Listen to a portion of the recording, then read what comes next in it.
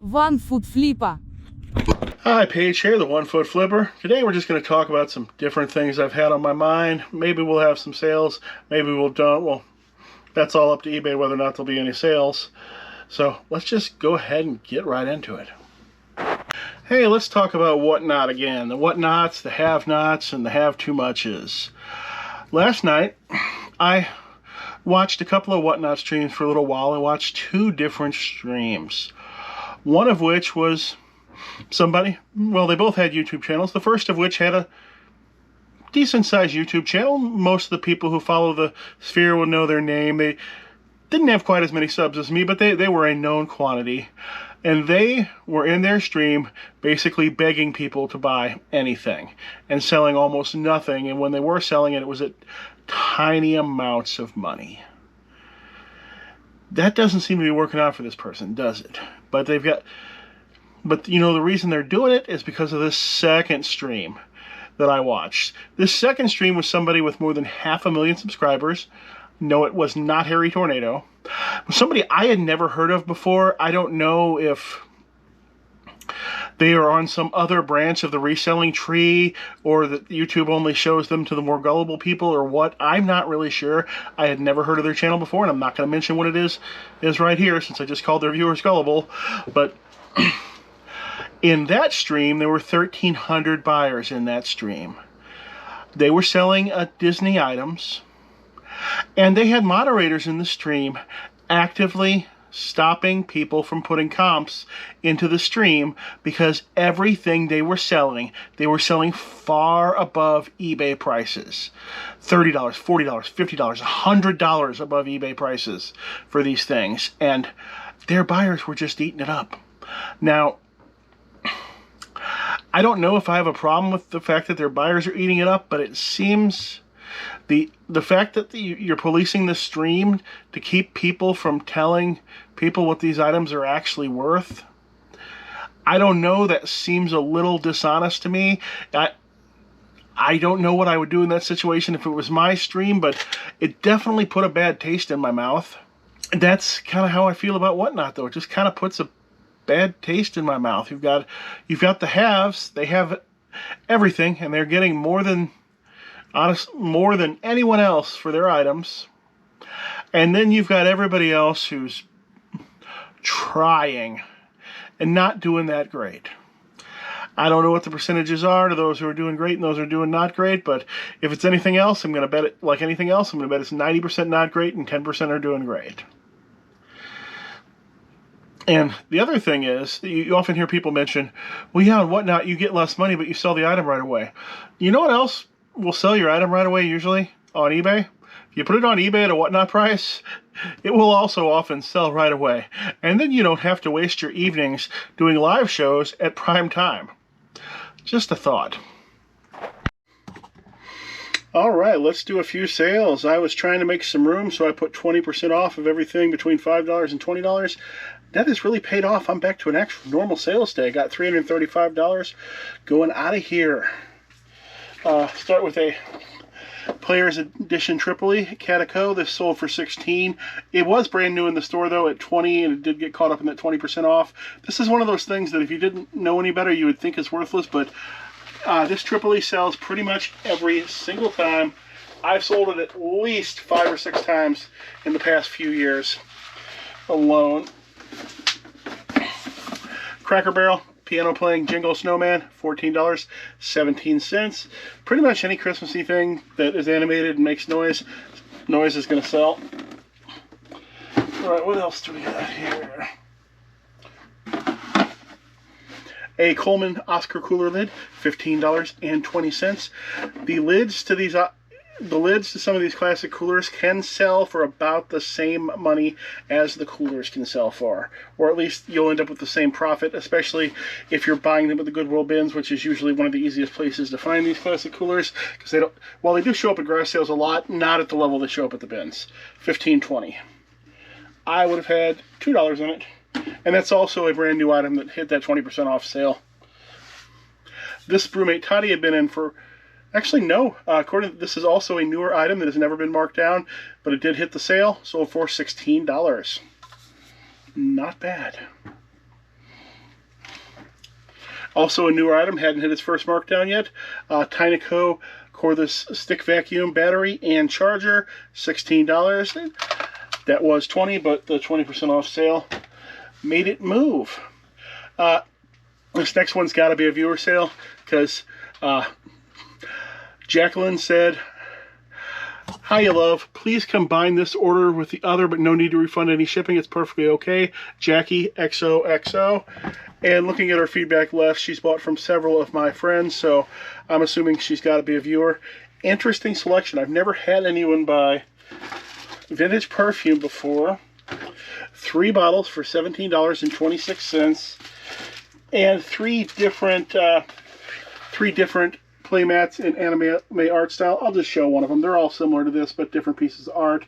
And those were $12.55. She paid, I believe, $6 shipping twice. But I'll actually spend most of that, because I actually lose shipping on these mats because of their weight. They usually end up weighing between 13 and 15 ounces shipped, and I charge $6, and it ends up being more than that. Just I haven't changed my shipping rule on them. Probably should if I want to make some money, but they also aren't the fastest moving items, so I haven't been in a hurry to do it. Oh, and the reason why I lose money on them, because it only charge that. They combine in a way where it doesn't charge much extra money. I sold a $7.07, a personalized Holly Jolly Snowman Christmas wreath ornament. This is going to say Madeline on it when it goes out. Right now it says Best Friends. Sold a movie poster. This is going overseas. eBay's going to lose money on this for sure. $9.11. The movie Higher Learning, double-sided. Then they paid me $10 shipping. Who knows what the eBay International charged them. And this is 27 inches long, so this is going to be costly for eBay to get to that other country. Adventure Force RC car, sold for parts. It's got a broken strut. It doesn't have a battery pack. There's no remote. This was a Ben's mistake. It had gone through multiple markdowns and finally sold at the 20% off sale for $11.86. Hope I can find a box this will fit in. I am running out of big boxes. This is the manual to the arcade game Forgotten Worlds. Forgotten Worlds is one of those very low production run arcade games that collectors go nuts over. I owned one for a little while, and I eventually sold it because it was either, it had I think a slight graphic glitch on the motherboard, and it was either I was going to pay somebody several $100s to fix that motherboard, or I could sell the game right then and there for a $900 profit. So that's what I did. I took the $900 profit. Kept the manual though, which I sold today for $14.98. I think they only made like 150 or 200 of that game.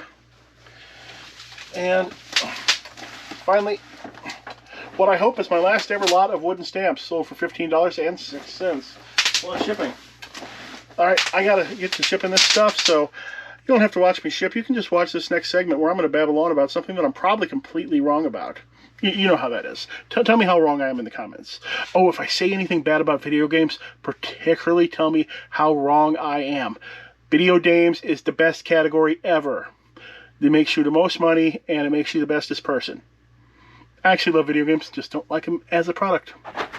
This isn't about reselling as much as it just is about online selling.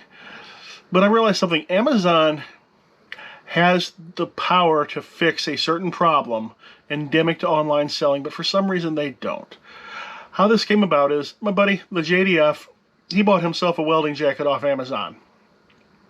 For some reason, it used some sort of alien sizing mechanism that was not related to any sizing mechanism used anywhere else on Earth, and he had to return it.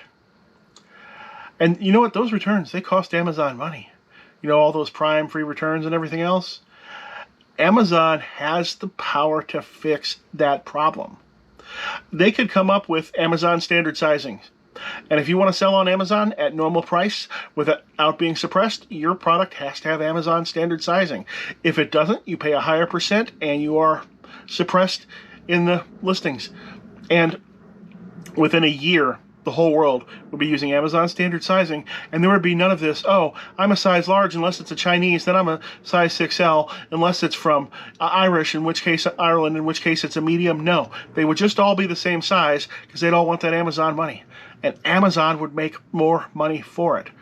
Go ahead and share that to Jeff Bezos and the penis rockets and all that. Let him have that idea for free. He can have it. If he wants to send me something back, that's up to him. But really, that's an idea whose time has come. Hey, what do you know? I got a few more sales. Let's take a look at them. I sold this Arcade Mania game for $38.80. I got this in a bulk board game buy that long paid for itself. I think this started at about 50 bucks. A Lambert's Cafe, home of the Throne Rolls, mug, $5.60. This has only been in the store for a few weeks, but it did get caught up in the 20% off of everything under $20 sale. So it sold faster than it otherwise would have. Look, my camera's off. Look at that. All right, viewer Jackie made several purchases here. She bought 4 personalized balloon snowman ornament. So my wife will put the names that she wants on them. What else did Jackie buy? Jackie bought Julie something specifically for Julie to keep. We're going to show that on a future video because Julie hasn't actually received the item yet.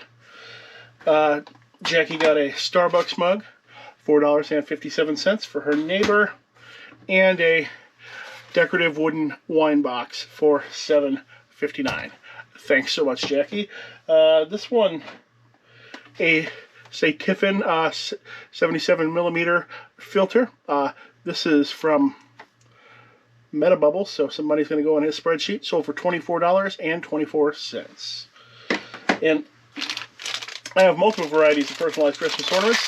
Another customer, repeat customer from last year, not a viewer, I don't think. Purchased 4 of this variety of ornament, and my wife will put the proper names on them. All right, is that everything? Yeah, that's all I sold for today. Rather slow day, but hopefully we'll have something more tomorrow. So sometimes as a reseller or even just as a consumer, you might want to be aware about markets that are out of whack, bubbles, things that are just not the way they normally traditionally are. I'm actually going to talk about cars at first, but we'll get into some other things. Now, I know probably none of you watching this are reselling cars, but I bet most of you buy them, don't you? So it's worth listening to anyway. We are in a very strange situation right now with the automotive market in general. There's a couple things going on. During the COVID years, the amount of new vehicles made plummeted, creating a massive shortage of vehicles. And this skyrocketed the price of normal used cars, and they have not gone back down to normal yet. One easy way to tell this is, like, 7 years ago, I bought an old, I think it was a 2005 Toyota Sienna van. That was, didn't have the best looking paint, had a few scrapes on it, whatever else. I believe I paid $2,700 for it, and it had 181,000 miles on it when I bought it. Now, 7 years later, note this vehicle is now 7 model years older, I see places asking $6,000 for these same vans in this same condition. That's because the used car market has not gone back down to normal. It's in this weird spot where I only see 2 good values in the automotive market right now. You've got brand new cars, which they're having a hard time selling, so you can often get leftover models from 1 to 2 years previously at a big chunk off of MSRP. Or the other one is the low-end classic market, which has not at all been affected by price raises. If anything, they've gone down. And what I mean by the low-end classic market, like, I'm talking stuff from your mid-'80s to early '90s that would be interesting that you're willing to actually own and drive, Your $3,000 could buy you a completely shagged out 278,000 mile 2003 Honda Civic. Or you could buy a 1991 Dodge Shadow convertible with 84,000 miles on it that was in perfect condition. Maybe you don't want to daily drive that 35-year-old car. Maybe you do.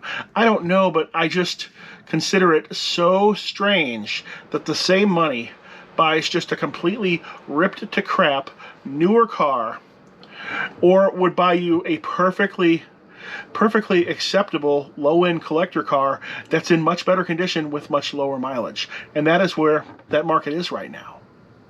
And the other market weirdities are going on are in the case of full-size trucks, particularly the more heavy-duty models and the diesels, because there was a shortage of trucks during COVID, so everything was selling it way over MSRP. So all the truck manufacturers took that as a sign that they should jack their prices up and go for higher end and really increase the prices on their trucks. Guess what? The people who had to buy the new trucks bought them, and now everybody else is fighting against that, especially the diesel guys. They're fighting against it in crazy ways that don't make any sense. Apparently there's some emissions equipment on diesels now that didn't used to be on them, but you're seeing situations where, you know, pretty looking, but, you know, kind of long in the tooth diesel trucks, you know, with 250, 280,000 miles, and especially that all-important four-wheel drive. I'm not sure why that four-wheel drive is all-important. Is that actually better for towing? I thought that was worse for towing because it decreased your gas mileage so much. That part I'm not sure about. But these, you know, well-worn trucks, the type that, you know, a lot of people are wanting to, you know, retire and move on before they get into those really expensive diesel repairs that are getting rid of. Those trucks are selling for $20,000 and $30,000 now. And that doesn't make any sense to me. Yes, I know you can get 500,000 miles out of a diesel truck with proper repairs and maintenance, but are you going to buy one that's already got half of that on it at $20,000 or $30,000 and that you're not sure how well it was maintained in the first place? You're going to roll that out as if it's a brand new vehicle? That's exactly what diesel truck buyers are doing right now, which doesn't make any sense to me. But what it does mean, if you've got one of those pretty but kind of shagged out old diesel trucks, especially if it's a four-wheel drive or just a heavy-duty truck and you don't really need it, sell it right now while it's worth a ton of money. Because, you know, if you've got that big diesel truck and you don't actually need it, you could be driving any old truck, sell that. Get yourself a brand new a compact Ford. It's not the Bronco, it's not the Ranger. I don't know what it's even called, but they've got a brand new compact Ford that sells in the 20s. And you could have a brand new one and maybe even have some money left over after letting that big old gas guzzler go. And where I was going with this, is there's bubbles and things like that in every market. You've got to be aware that if you're buying in a bubble market to resell, that you need to get rid of that stuff immediately. And it'll also allow you, like, Beanie Babies. It's not Beanie Babies, sorry. That ship sailed. Funko Pops, the plastic Beanie Babies. You know, if you got yourself a valuable Funko Pop, I would treat it like it was, you know, leftover pizza from 2 days ago. You better get rid of it today or before it goes bad. Now, there's been no apocalyptic crash of Funko Pops like I thought there was going to be. Instead, it's just been this continual downward slope as every single one of them slowly seeks a value of 0, which hasn't created any sort of massive buying experience. You know, if they all went to 0 tomorrow, you'd have some buying experiences because you could buy the rarest and most valuable ones and the ones that would be likely to regain some value in the future, but that's not happening.